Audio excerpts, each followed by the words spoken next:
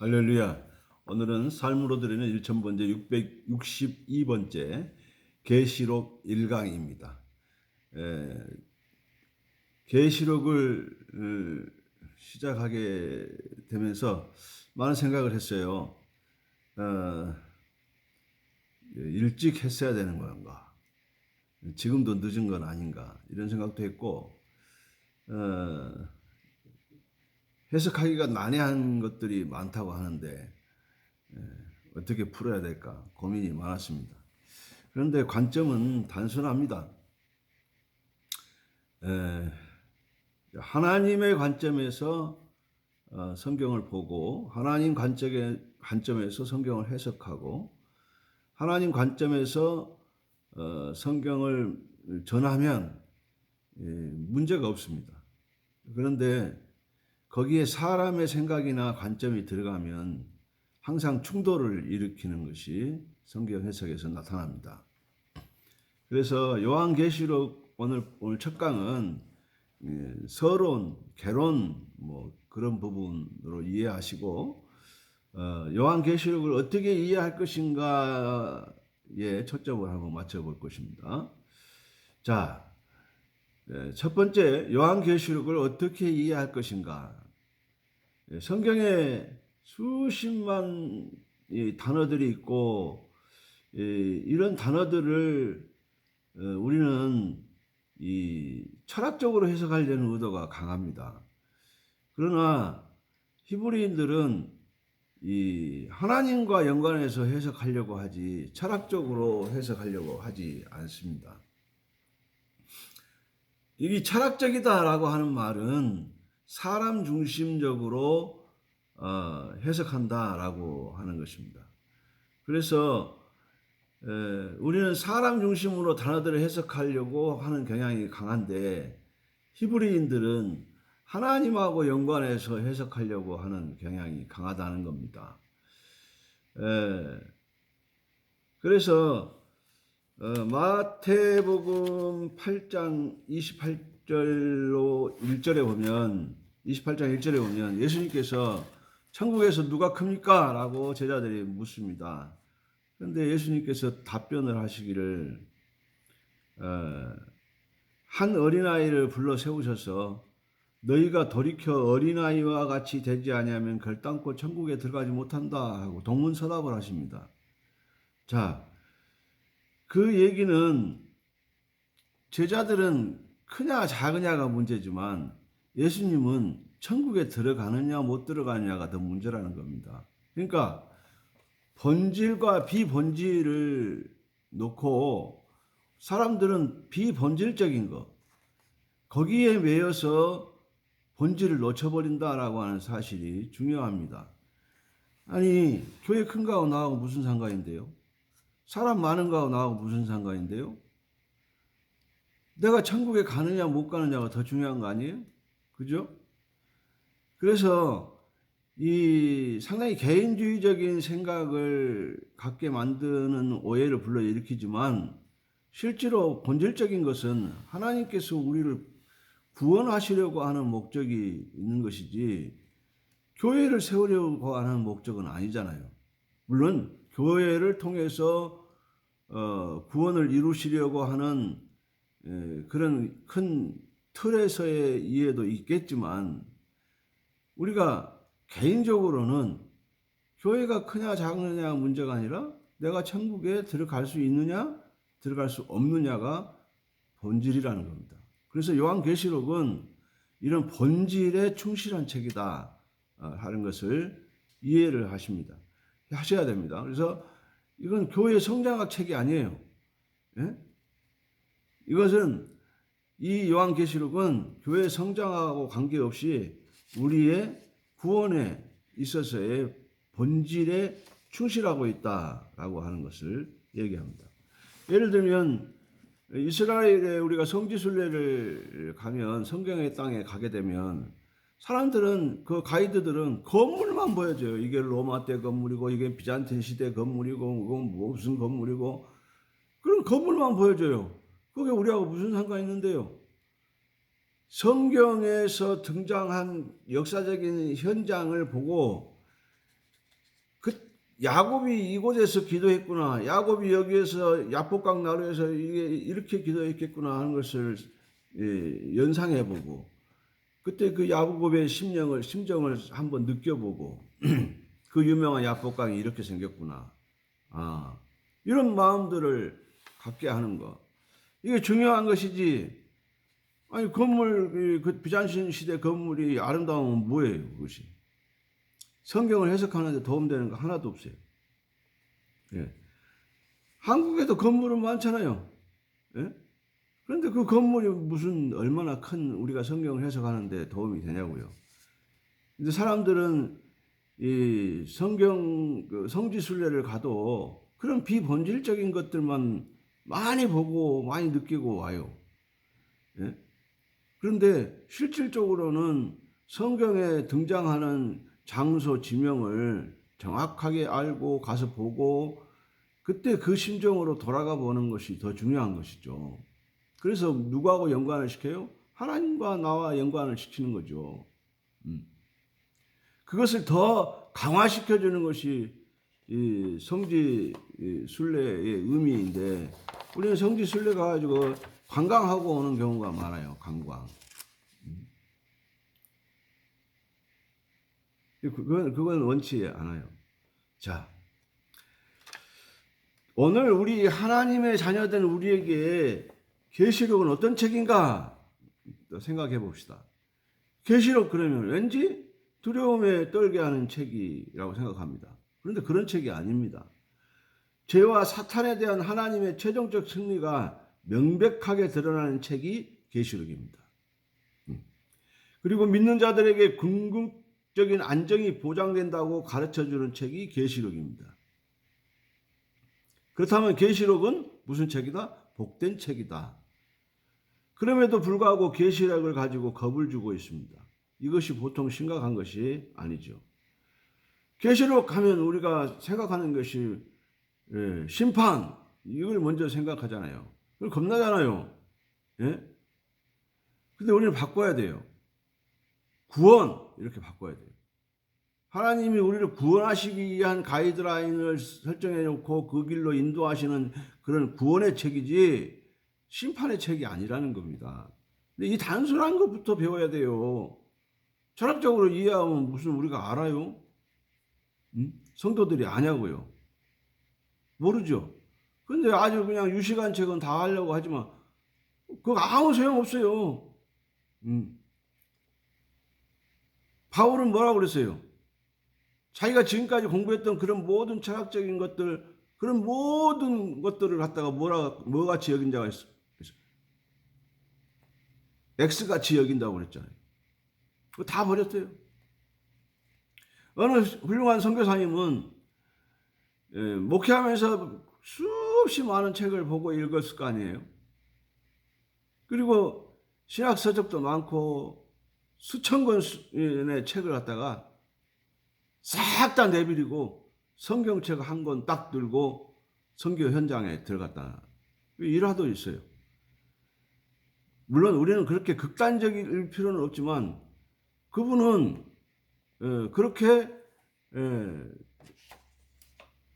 성경을 중요시 여기고 그 성경을 가지고 의지하고 성경 속에서 길을 발견하고 성경 속에서 평안을 찾은 겁니다. 그래서 그렇게 한 거예요. 우리도 그렇게 하셔야 됩니다. 자, 우리는 또 다수결을 좋아합니다. 다수결. 민주주의 한다고. 다수결. 그래서 100명 중에서 99마리가 있으면 한 명은 네가 양보해. 이렇게 얘기합니다. 예? 근데 예수님은 그렇지 않아요.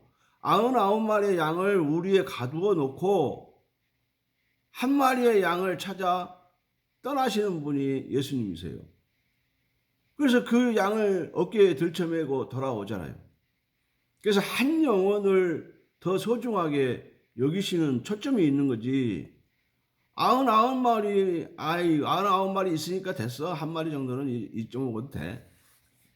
이게 안 통한다고요. 만약에 여러분이 한 마리 양이면 어떡할 거예요?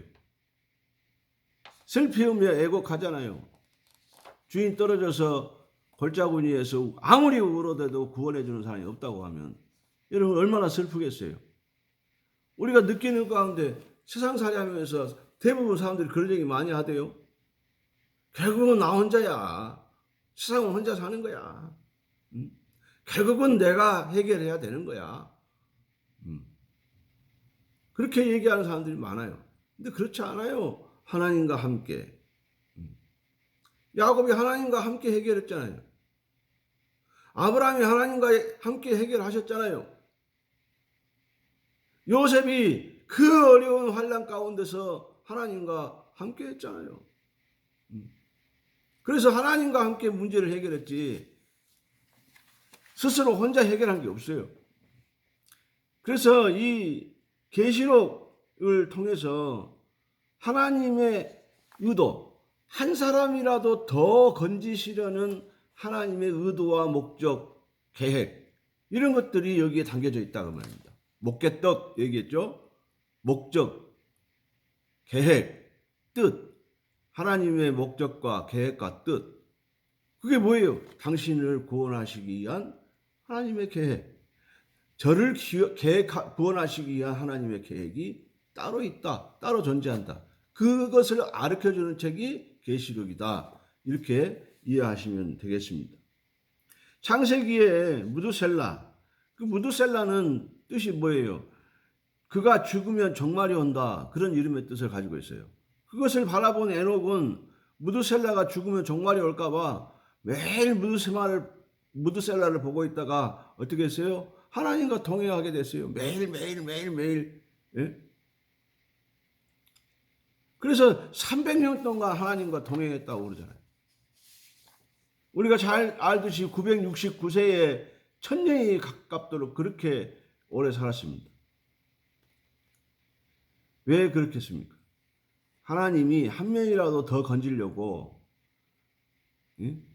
그렇게 하신 거고, 다시 말하면 하나님이 심판을 통해서 죽이는 데 목적이 있는 것이 아니라 살리고 구원하는 것이 목적이기 때문에 한 생명이 천하보다도 귀하다 이렇게 하셨습니다. 우리가 체벌, 학교에서도 체벌이 요즘에 사라져서 문제고, 과거에는 체벌이 너무 심해서 문제였고, 요즘에는 체벌을 아예 금지해 놓으니까 교육이 지금 사실상 많이 위기를 맞고 있잖아요. 예? 체벌 한도가 어디까지인가, 한계가 어디까지인가. 근데 절대 체벌하면 안 된다는 거예요. 좋은 선생님은 체벌하지 않고 어떻게든지 학생을 이해하고 설득해서 좋은 인성이 바르고 성품이 고운 학생으로 만들어내려고 노력해야 돼요. 우리나라하고 이스라엘하고 다른 그 교육의 차이가 있어요. 뭐냐 그러면 초등학교 교육은 박사님들이 하십니다. 석학들이 해요. 그런데 우리나라는 석학들이 다 대학원에 박사에 대학 교수로 가 있지 초등학교에 내려와 있는 경우는 드물잖아요. 요즘에는 간혹 이제 석사 박사 하시는 선생님들도 이제 많이 나온다고 하는 얘기를 듣지만, 우리가 이 아이를 교육함에 있어서 가장 잘 가르칠 수 있는 사람이 가장 어린 아이들을 가르치는 겁니다. 체벌하지 않아요. 아이를 꿰뚫어 관찰해서 알고 있는 거죠. 요즘에 오은경 박사님인가 그분 유명하잖아요. 그분은 아이의 상태를 보고 말하는 걸 보고 행동하는 걸 보고 어떻게 해요? 그 아이가 지금 무엇이 가려운지를 알아내시잖아요. 그런 분이 우리 초등학교 교수님 교사로 다 계시면 그런 능력자들이 많으면 얼마나 좋겠어요. 초등학교에. 그 다음에 중고등학교에. 체벌해도 될까요? 체벌 안 해도 돼요. 저는 체벌 반대주의자입니다. 그런데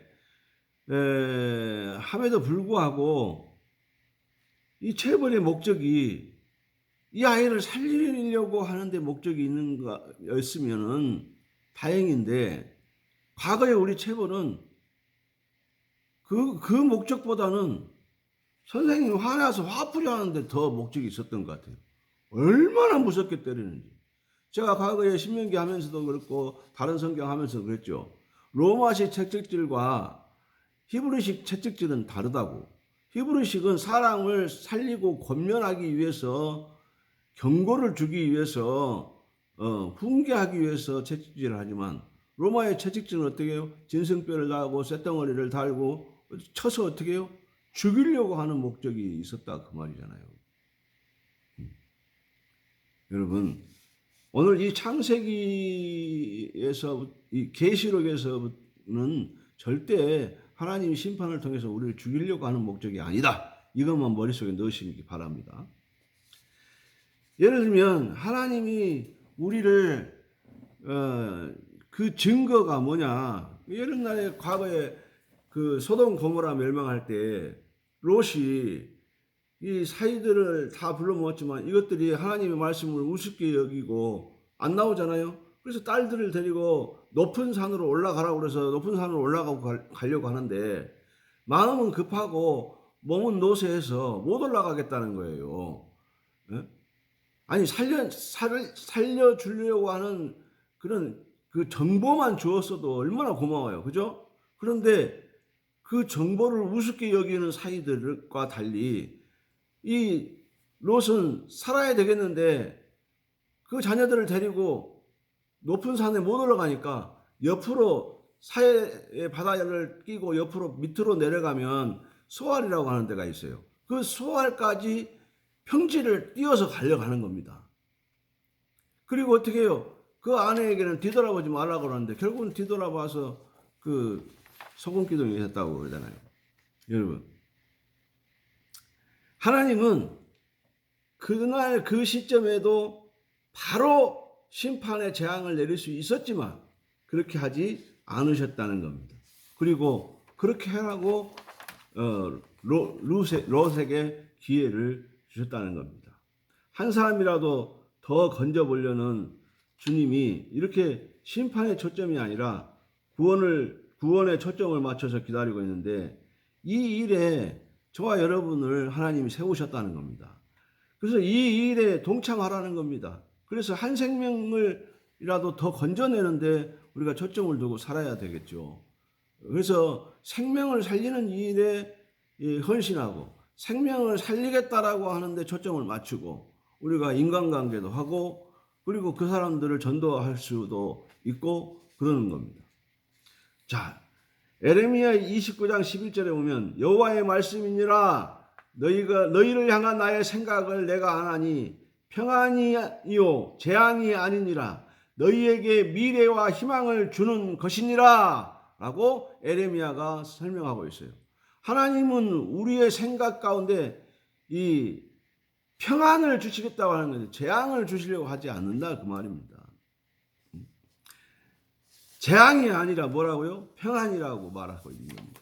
계시록 7장 3절에 보면 이르되 우리가 우리 하나님의 종들의 이마에 인치기까지 땅이나 바다나 나무를 해하지 말라.